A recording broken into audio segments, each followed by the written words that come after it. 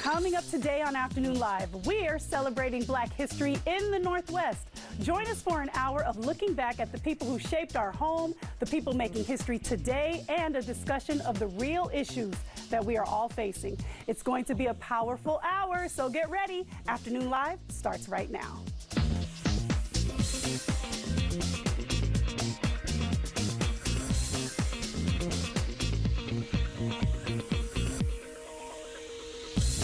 Hello, everyone, and welcome to Afternoon Live. There's a live look from our Swanson Financial camera, downtown Portland. Thank you so much for joining us today. I'm Trey Renee, and we have been looking forward to bringing you today's show to celebrate, enlighten, to educate, and empower and inspire. February, as you probably know, is Black History Month. And for the next hour, we are going to talk about the history and issues our community is facing.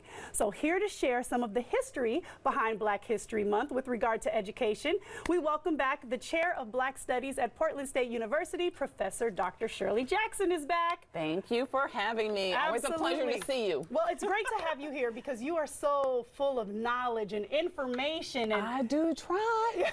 Well, you are the Chair of Black Studies. Well, I'm now the former Chair of Black Former Studies. chair. Yes, Oh, okay. yes. Well, I'm a busy woman. Yeah.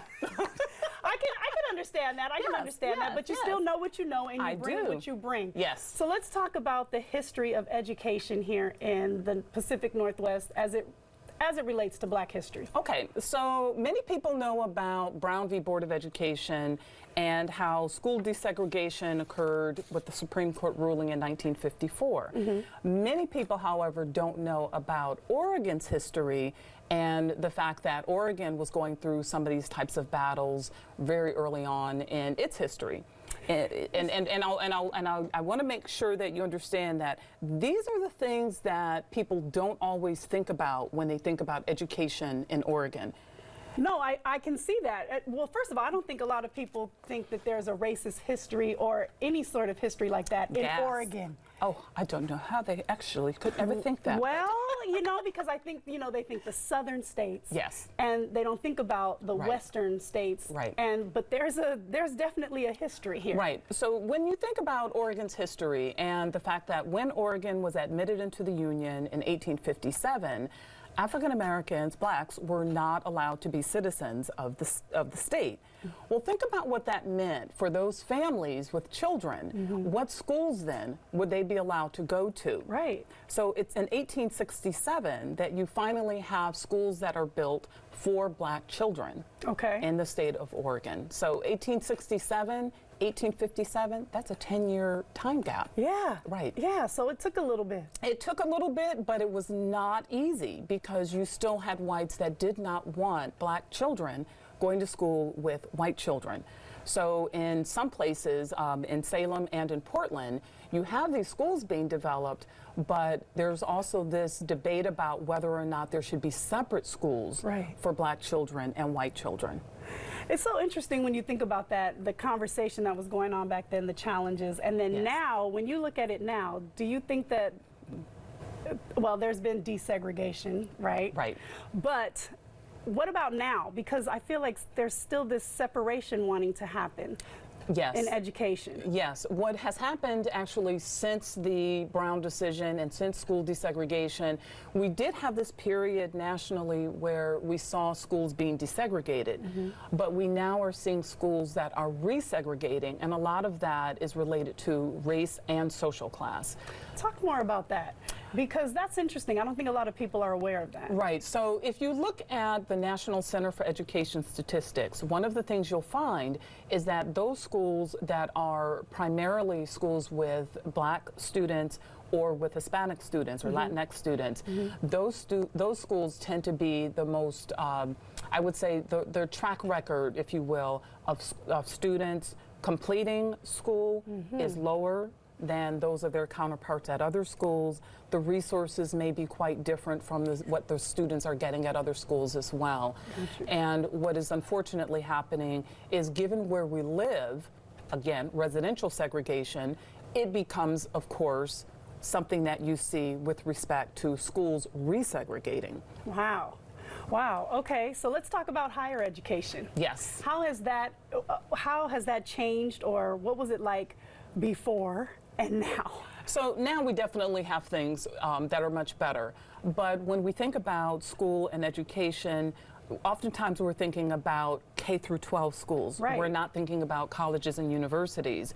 And there certainly have been cases such as McLaurin versus Oklahoma, where you have an older black man who is attempting to attend the University of Oklahoma, and in order to do so, he is allowed, but he must sit outside of the classroom. He cannot sit with the white students in the cafeteria or in the library and so on.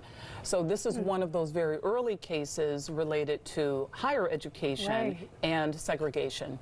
So now, in the Black Studies department at PSU, why would a student want to take up Black Studies? Well, one of the things that many people forget, again, is that Black Studies may have had its history in students wanting to know more about Black culture, their Black history, and so forth. If you think about the Pacific Northwest, and if you think about those other areas of the country where the students are definitely a mixed bag, if you will, Black Studies is not just for Black students. However, most of the students who tend to major in Black Studies are, of course, Black. Right. But most students will decide to do Black Studies as a major or a minor because it's something that complements their interests in criminal justice, education, political science, sociology, psychology, etc. So why do you think it's important for there to be non-Black students then in Black Studies? Yes, definitely. And why? Definitely. Well, because it's not as though these students are just simply going to know this information. Right. We can't just assume that because you're out there in a particular society, in a particular environment, that suddenly you are just simply imbued with this information about what it means to talk about Black history, or what it means to talk about Blacks and education, Blacks and marriage, Blacks and economics, and so forth. Right. Yes. So no assumptions. You have to learn. Exactly. We and all that means do. everybody, yes, everybody has to learn. And this is why Black History Month is so important. When you start thinking about what it means to actually take time to understand what a particular group of people have gone through, and then to look around and to see what's happening since that period of from slavery, let's say, civil rights movement, involvement in wars, which a lot of people don't really think about. And then you start looking at what's happening now, politically, economically, education, what's happening. So we all need to be informed. Absolutely. Yes. Thank you so much for all that you very do and for welcome. being here always. Thank you. Greatly appreciated. Okay, we're going to have this information that we discussed and more about Dr. Shirley Jackson for you on our website at KATU.com. Now, coming up next, we're going to talk with the Portland City Commissioner, Blazing Trails. Joanne Hardesty is coming up next, so stay right there. Udaly? Here. Fritz? Here. Fish? Hardesty? Here. Welcome back to Afternoon Live. It has been a year since our next guest was sworn in as Portland City Commissioner. There she is getting sworn in by now Oregon Supreme Court Justice Adrienne Nelson. Yes. And so, hi, welcome back. It is a pleasure to be back. It was so much fun last year. I'm excited to be back. Well, I'm excited to have you here because it's been a year. It's been a year. And so I remember when you got here, you were telling me that you ran because, quote, I want every Portlander to feel like they can be heard at City Hall. Yes. How is that going? Much better than it was when I first got there. Well, that's good. When I first got there, we had men that would show up, white men predominantly, and cuss the mayor out, and no one would come to the city council, so it was not a very warm, inviting council chamber. And my first day, I leaned over to the mayor and went, is this normal? He went, oh yeah, every Wednesday. And I thought, oh, heck no. Yeah, that's not for you. That's not for me. So the next week, I had a formal statement that I read at the beginning and basically said, this is the people's house. Yes. When the people come here, they have a right to be heard. And we're not going to let a small group of white men suck all the air out of the room so no other voices are heard. Now, they were a little annoyed with me for a moment. Yeah, you see my face, so yeah, I had to come back a little bit. But I think that's what I bring, right? I'm from Baltimore. I don't know how to sugarcoat things. I just say what I think. Yeah. But what was interesting was if you come to City Hall today, it's reflective of our community. Really? People are back. They're there to have their voices heard. They're here to weigh in on some of the big issues that we've been working on. In my first year, we got pulled out. I helped us get pulled out of the Joint Terrorism Task Force. I've created the Portland Street Response, which is a new response to 911.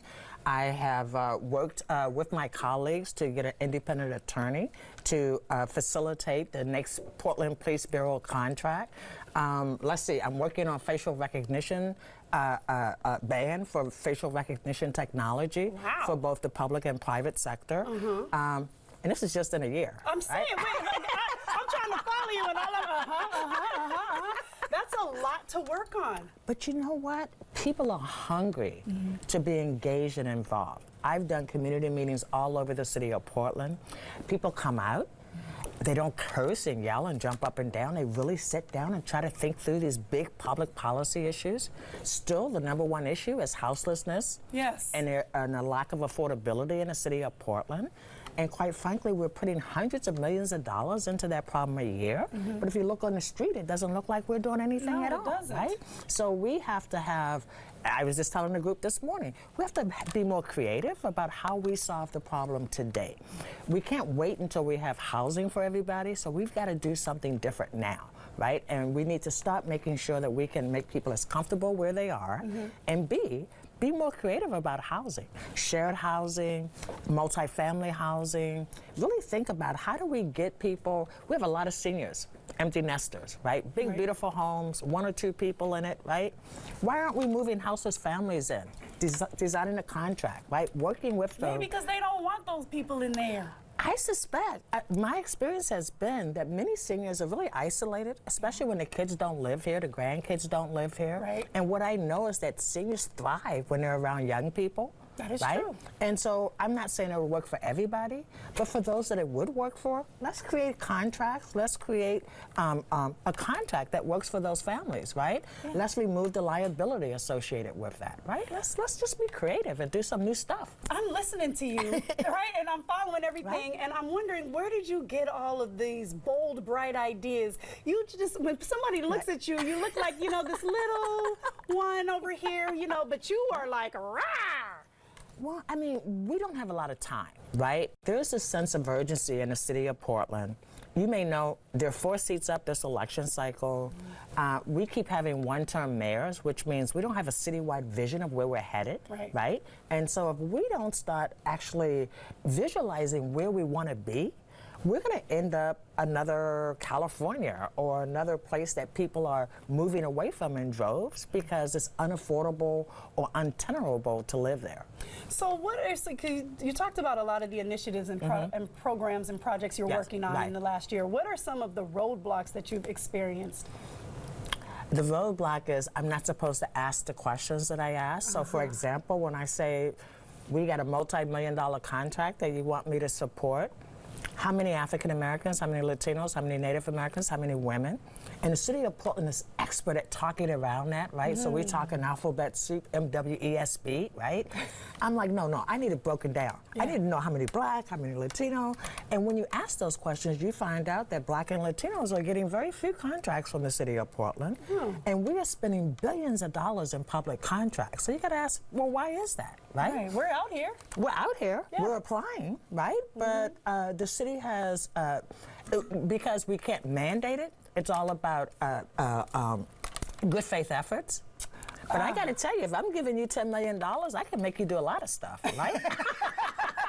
I think so. You give me $10 million, I might be very busy. But for some reason, the city has been very reluctant to hold contractors accountable. And quite frankly, I don't know why they keep getting city contracts if they can't even meet the minimum goals that the city sets. So when you say that you probably aren't asking the questions that you're supposed to be asking, do you think that's because you're a woman and a woman of color, and you're supposed to just kind of be there?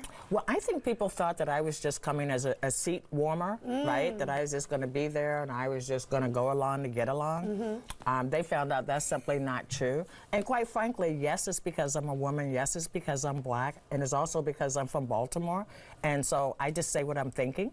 I ask direct questions. And in the Pacific Northwest, people are so unaccustomed to direct questions, right? You could sit somewhere for 2 hours and have a conversation conversation and walk out and go, what the heck was the topic? Right. What were we talking What about were we here? talking about, right? Yeah, I hear you. I hear you. So before I let you go, Yes. I want to ask you, what do you see in this next coming year then for you? Yes. Well, in this next coming year, the big thing is the facial recognition technology and a police contract that works for the community as well as for the police. Those are the two top ones right now. Okay. Well, you're going to have to come back and talk more about that. I look forward to that. All right, thank you so much. My It's such pleasure. a blessing to have you. Okay, we're going to have more about Commissioner Hardesty for you on our website at KATU.com. Now, coming up next, how to teach your kids about Black History Month. We'll be right back. Yeah, right.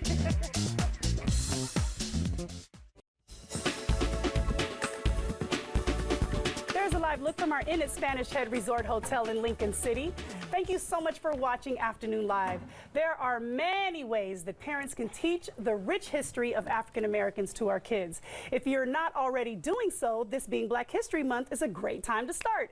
Here with some ideas, we welcome back to the show diversity expert April Allen is here. Hi, Ty. Hi, April. It's good to have you back. And I love to see you. Yes, and you also love what you do, which is helping people diversify and learn more about other cultures. And Yes. this month, we're talking about Black History Month. Yes, we are. One of my favorite months. Absolutely. I see you're representing with your T-shirt yes. too. Nah, for today's Rosa Parks' birthday. Oh, February 4th. So happy here you go. birthday to Rosa Happy Parks.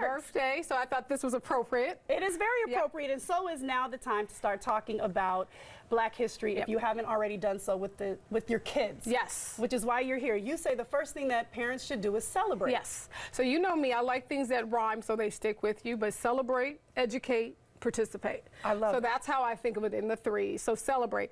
I always say, and I work with a lot of educators, elementary school educators, and I say you want to celebrate Black History Month. You want to celebrate the accomplishments of Black folks, to be honest, because what I want to do is create the narrative before they get hit with the wrong narrative. Which could be what?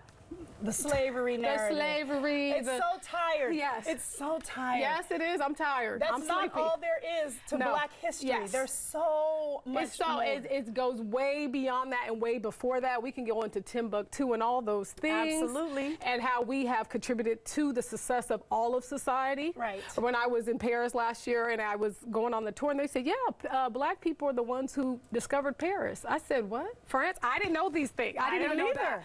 And I'm an educator, right? So I was like, oh my gosh. So who knew that the Three Musketeers was written by a Black man? Or Chicago was founded by a Black man. He made it a major international economic port. We didn't know these things. I still, as I sit here and breathe, I did not know a lot of Yeah, that. so my thing is change and start the narrative young. Okay. So when they go into school and they encounter the slavery narrative and the criminality narrative and the other things and the otherization of them, they already know who they are. They're like, I know who I am. And what's wrong with you? So my thing is, by the time they hit slavery, they're not looking at what's wrong with me. Right. They're looking at what was wrong with them. Okay. Does right. that make Right. sense? And then, but everybody should celebrate though. Everyone. So All the for our, cultures. obviously, I got little brown babies at the house. Yes. So the way I look at it is, look, I want to shape that narrative, but other parents should be invested in shaping that narrative because they wonder.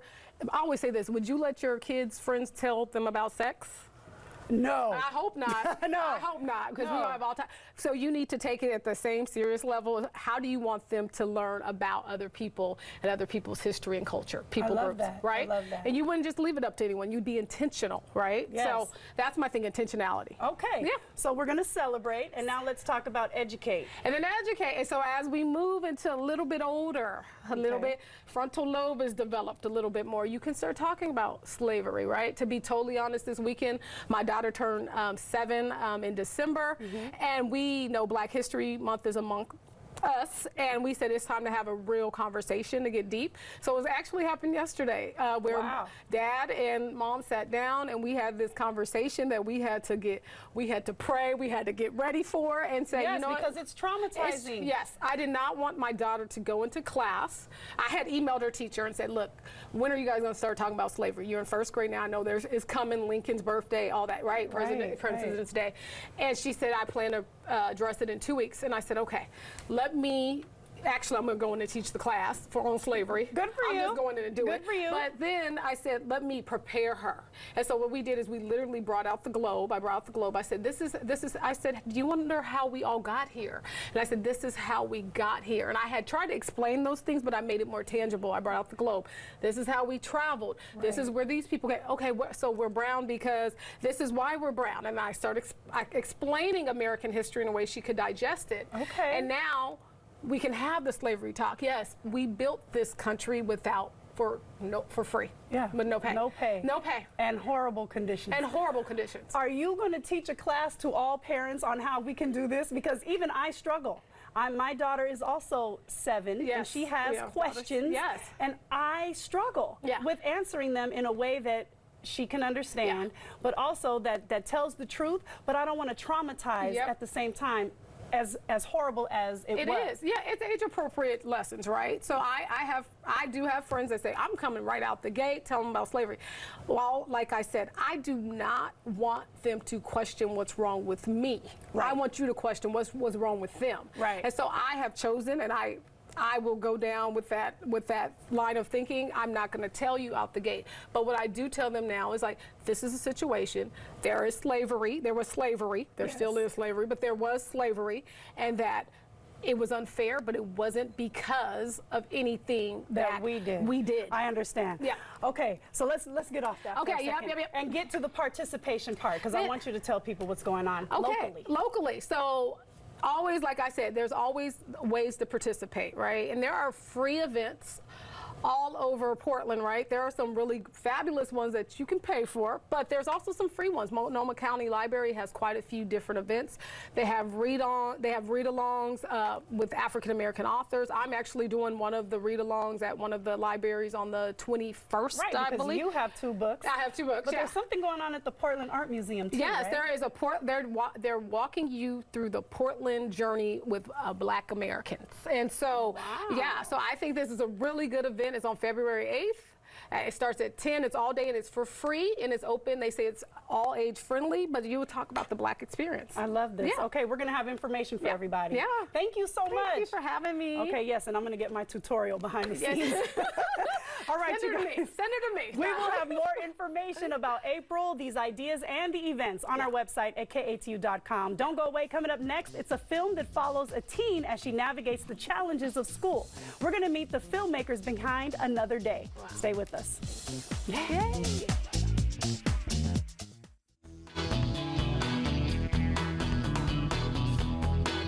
Welcome back to Afternoon Live as we commemorate the start of Black History Month. This is a film that follows a young Black girl navigating her way through Portland's predominantly white schools and shows a very disturbing reality of her experience. Why are you staring at me like that?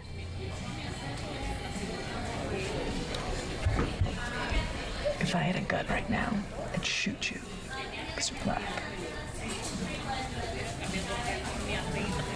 Wait, what? Nothing. I heard what you said. Just joking.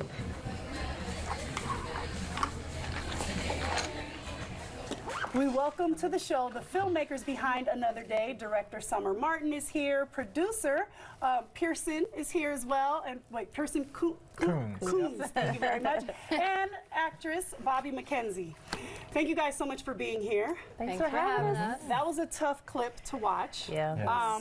Summer, I'm going to ask you the first question. Okay. Tell us about this short film. Another Day is like a day in the life of Bobby, who is a student in a predominantly white school, and all the things that she goes through. So we just took like 2 days out of her life of some real events that happened to her, and we put it in a short film, and then we just showed everybody. So when people see that clip, I know that they think it's not real. Yep, it's real, based on a true story. Yeah. Yeah. It is real. You want to talk a little bit more about it? It was, I was just really touched when I heard that you wanted to make this film with me, because I was excited to make a project about this so that people could know that things really do impact people and that it hurts and that it stays with you for a really long time. So talking about it, I know we both got emotional. Obviously it was really hard to film that scene as well, just like living through this again, but I'm really happy that we got to do it to share the experience. And I'm glad that you guys were able to do it too, but that wouldn't have happened without Pearson. Pearson, explain to everybody why you were so passionate about getting this film made. Yeah, absolutely. I am a white person, obviously. Yes. And I have been hearing so many stories from my friends of color and the students of color that I work with. I'm also a teacher. And I wanted to find some way to bring these realities to light, particularly for white audiences who just don't have to experience that on a day-to-day and get a glimpse into that perspective. Well, it's a good film, I have to say. And full disclosure, if you don't already know, Bobby is my daughter, and everything that's in this film is actually real, which is how we started having Black History Month shows in the first place. Last year, just from conversations at the dinner table. So, Bobby, do you want to talk a little bit more about some of the struggles that you still encounter, even from, because when did you guys do this film? Has it been a year yet? In May, I think. Yeah. In May. Yeah. I still experience like people touching my hair when I don't want them to, but I'm too afraid to say something because I'm worried about what people think of me. I want people to like me because I'm a people pleaser. Obviously, just making racist jokes that aren't funny at all. Like, why would you say that to me? The clip that you just showed about shooting me because I'm Black, obviously, like all the police shootings and all of that was going on. It was a lot of them during, I think it was 2018. So I guess he thought that that would be funny, but it wasn't. Yeah. No, it's not funny at all. No. Especially when you came home to talk about that amongst all the other conversations. So what do you want people to take away, Bobby, when they look at this film a couple of days in your actual life? I want people to take away that watch what you say, and think about what you say before you say it, because it could really hurt someone, and stop discriminating against people who aren't like you. Like, we're all one. We shouldn't, like, I just don't understand why people act like that. It needs to stop, and they need to know how we're feeling, because we're too scared to say something because we want people to like us. So, and not just like you, but I mean, it's dangerous sometimes to speak up, especially if you're in the minority. So how did you relate to this film then, Summer? Oh my God. So I see myself in Bobby all the time, and it's just interesting because some of the stuff that she talked about in her story, because we had a lot of conversations before I wrote the script, and it's like, that happened to me too, and that happened to me too, and then I would cry a lot. A lot. And I just felt really close to her, because it's like, this happened to me when I was her age. I'm now in my early 30s, you know, and it's still happening. So what can we do now to, like, talk to this generation so it doesn't happen to the generation following Bobby? So for me, it was just like looking at myself, and I got inspired by Bobby because she's so smart and so sweet and so talented, and she really inspired me to go back into filmmaking, because I had stopped because of what someone said to me before, but she really, really kept me going and made me really want to do it again. That's awesome. I'm glad. So I'm glad. beautiful. Oh, you're so sweet. Oh, this love fest. Pearson, let's get back to you on this one. So when you started telling people that you wanted to produce this film as a white male, or identify as white for sure, what did people say to you? Did you get some pushback? Were you getting a lot of support? I think the general response was that everyone wanted this film to happen, but we just had to be really careful about how we were telling it and who we had telling it. So there was a huge emphasis placed on making sure Bobby's stories were authentic to her and her experience, and then we brought Summer on as the director and writer of the project, and I think it really shaped how the final product came out. Like, it's something that I would have never directed, I would have never wrote because of my experience and my lens, and even just hearing Bobby's experiences, I couldn't have translated it in the way Summer did. So real quick, before we run out of time, how can people see the film? You can view the film at goldenprideproductions.com /another-day. And it is fully available to view and download and share in your classrooms and organizations. Yay! And wherever you'd like to. And there's That's discussion great. questions as well on the website if you'd like. Yep. There's also a screening of the film at Da Vinci Middle School on Friday for Black History Month Week of Action. That will be at 6:30 Friday, Da Vinci Middle School, put on by the Portland Association of Teachers. Awesome. Well, we're going to definitely get people to see this film. Thank you guys so much. Thank you. Okay, we're going to have a link so you can see another day on our website at KATU.com. Coming up next, we're going to meet the founder of the Portland organization Building Up the Potential of Our Youth. Stay right there.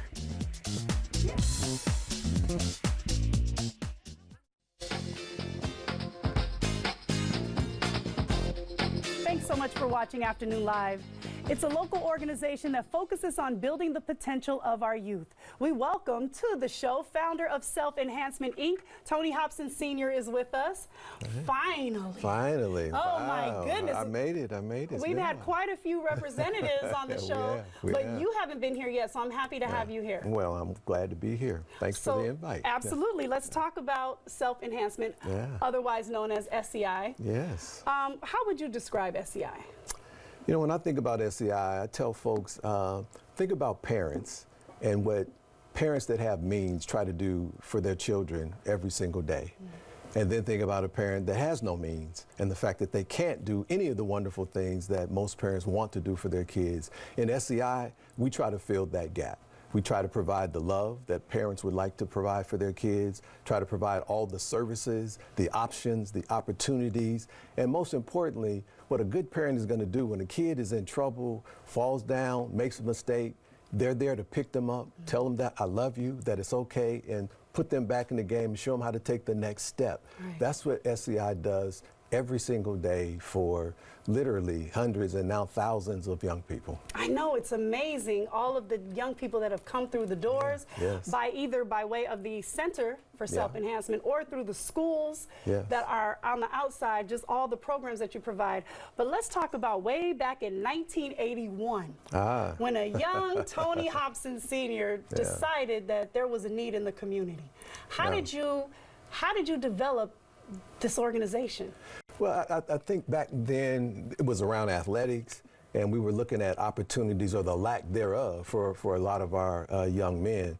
So we started the basketball camp back then to give our young men the opportunity to be on basketball teams and to also learn how to take some of the skills that you learn in sports and transfer that back. You know, one of the things that we realized, I mean, you can either be a part of the problem or be a part of the solution. So you can stand on the outside and talk about what's not happening for us, or you can create those opportunities for yourself. Right. So we decided back then that we're not going to ask anybody else how to do this or to allow us to be a part of what they were doing. We decided that we'll create our own, and who knows best how to service our kids than those of us who look like those kids who've been in the same places that those kids come from. Right, and the success rate with these young people is astounding, so much so that I understand that they want to duplicate your program all across the nation. Well, that would be nice. That would be nice. You know, we haven't gotten those calls from across the nation. We do have a very large grant, Promise Neighborhood grant, that gives us the opportunity to actually train other folks here locally how to do what we do. And we have replicated our program in Miami, so there is a major replication there. The success kind of speaks for itself. You know, it's known by most of us that we already know all we need to know to educate any kid whose education is important to us. So we've been doing that here locally for, God, almost 39 years. Yes. With a graduation rate, we've averaged 97% graduation rate for the last 2 decades. So we know how to keep kids in school. We know how to get them graduated. What we did over at Jefferson High School and moving them from a 56% graduation rate to over an 84. Just this last year, I don't know if anybody's seen the latest information that has come out, but Jefferson is up to an 89, and those students that are in our program, like a 93, 94% graduation rate. So there's no question we know what to do. We just need the resources to do that. And I'm just sold on, since we're in Black History Month, you know, Black folks need to understand how to take care of themselves. Not that we shouldn't put pressure on other entities out there, be it the school district, be it the criminal justice system, housing, employment, all those things are important. But we can't control all of that. We can put pressure on folks to get better, but that which you can control is what you do. So we've created SEI because we control SEI. Yes. We determine what the curriculum is going to be. We determine when the door is open and when the door is closed and what's going to be said to each and every child. And there's something special about controlling your own destiny based on owning and operating your own entity. And there it is. I don't think I can even ask you anything else. I mean, I know that you also wrap around the entire child. That means the family and the community with the other programs that you also have. Absolutely. But we will have more information, of course, about all of that for folks on our website. Thank you so much. All right, it's wonderful to be. It's good to see you. Your turn for dinner, all by right. the way. Much All right, love. so we're going to have more information about Self-Enhancement Inc. on our website for you at KATU.com.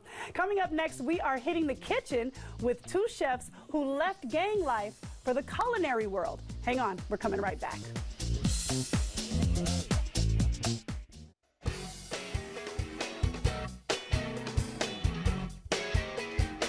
Thanks for watching Afternoon Live. Our next guests transformed their lives from a life in gangs to a career in the kitchen. We welcome back from Trap Kitchen, Chef Spank, and Mikey's here. Where'd you go? Oh, you snuck on the other side of me. Okay, Spank and Mikey, welcome to the show. Spank, you've been here before. Mikey, you have not. Yeah, first time. Yeah, it is your first time. How did you get involved? You own part of the business here? Yeah, I helped manage the Trap Kitchen with my brother. He said he wanted to open up a truck up here in Portland, and we made it happen. And here you are. So let's talk about that transition from gang life in Compton to culinary life in Portland. Yeah. Tell me about that. So during me getting in trouble in Compton, I decided to go to culinary school just to have a change of atmosphere. And I met Mikey when I was in culinary school. He flew me up here, and I just been here for about 8 years cooking. Wow. And then finally, I decided to start Trap Kitchen about 6 years ago with my partner, Bad News. Right, right. Yeah. So now Bad News was here last time. Yeah, he was. He's not here this time, but I'm so interested because you guys were from rival gangs, and you guys came together? Yeah. I mean, technically it's rivals. Bloods don't get along with Crips, but we were never rivals. You know, we were introduced through mutual friends and family, and we just took a liking to each other, and he became like a brother figure to me.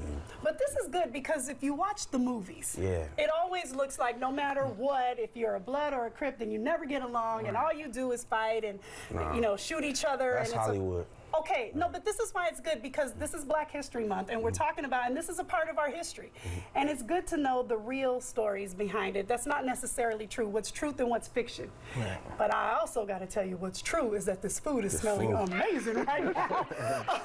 And so I'm glad that you went to culinary school, and but tell me about your signature dishes and how you got started. Okay, so what we have here in front of us is one of our signature dishes, which is deep fried, injected cornichon. Yeah. And we stuff it. We have different stuffings. We stuff it with jambalaya, mac and cheese, cheddar broccoli. Wait. So you cut it down and you stuff it, and then you cook it and fry it, or how do you? No. First we deep fry it. Okay. Then we cut it down the middle, and then you choose your stuffing. So when you go there, you can choose what you want inside? Yeah, so you can pull up to the Trap truck and you can say, I want it stuffed with jambalaya, Trap macaroni and cheese, cheddar broccoli. Oh my word. However you want to do it. Okay, so now you guys have cooked for and a number of people, celebrities included. What was it like working with Snoop and Martha Stewart? It was a great experience. It was not what I thought it was going to be, but she was real laid back. Really? Look at she looks laid back. She looks full.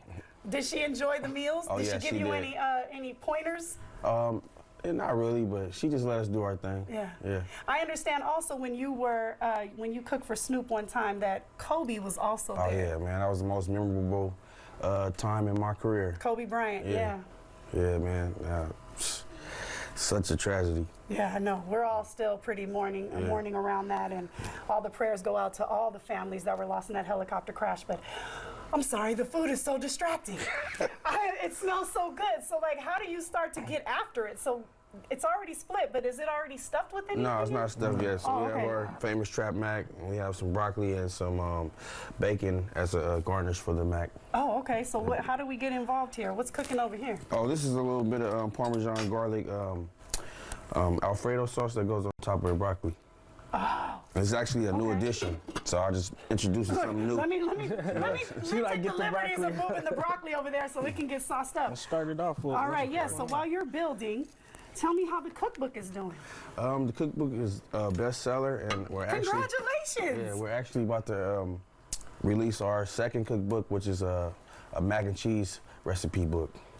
With a whole book on mac and cheese? Yeah, with ingredients from all over the world integrated.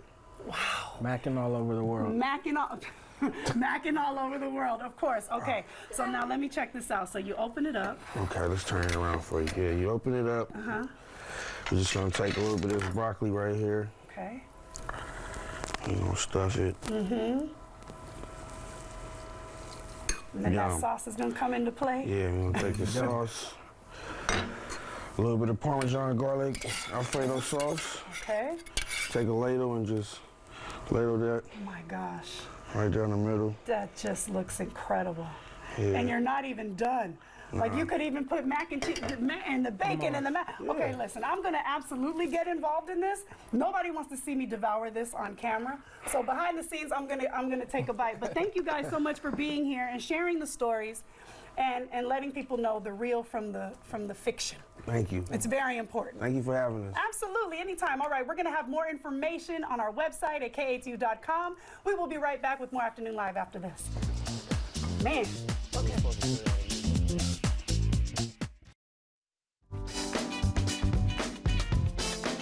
There's a live look from our Touchmark in the West Hills camera. Portland right there. All right, welcome back to Afternoon Live. Now it's time to take a look at the outrageous stories swimming around social media. But you know, I have to hear the question. Hi, my name is Faye from Portland, Oregon. What's trending, Trey? Hi, Faye. Well, Google's Black History Month ad called The Most Searched, a celebration of Black history makers, aired during last Sunday's Grammy Awards ceremony and has been trending ever since.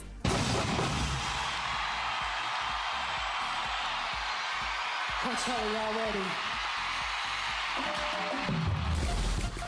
In case you missed it, it's an exciting array of images portraying Black excellence, featuring a montage of top searched icons and moments, including Beyonce's Coachella, and Maya Angelou is the most searched female poet, Serena Williams is the most searched tennis player, and many, many more. And in case you're wondering, Google says the data was gathered by identifying Black achievements that were most searched between January 1st, 2004 and July 1st, 2019. I know when I first saw the ad, I felt both excitement and pride to see all of those prominent people celebrated, in fact, in such a beautiful way. Good job, Google! All right, now let's talk about the movies. Well, one in particular. Today, Focus Features and Regal Cinemas are celebrating Black History Month by offering a free screening of the Oscar-nominated film Harriet. You have made it 100 miles to freedom all by yourself. Would you like to pick a new name to mark your freedom? Harriet Tubman. Directed by Cassie Lemons, the film stars Oscar nominee Cynthia Erivo as the iconic slave-turned-abolitionist Harriet Tubman. The free screening is tomorrow at 7 p.m. at Regal Cinemas on TV Highway in Hillsborough, and we will have a link to get you free passes on our website at KATU.com. It's a really good movie, super powerful. All right, and also trending, a list of Black inventors. We're going to put it up here on your screen. I know it's really small, but let me just give you a few. Did you know that the air conditioning unit was invented by Frederick Jones in 1949? How about the doorknob and doorstop? Osborne Dorsey in 1878, and the hairbrush in 1898 by Lydia Newman. The list goes on, and we, of course, will have it for you on our website at KATU.com. Thank you so much for watching. I appreciate you joining us for our special show today. We hope it helps in your celebration of Black history all month long. Have a great rest of your day, and we'll see you tomorrow. Hang on for Tamron Hall. She's coming up next. Bye.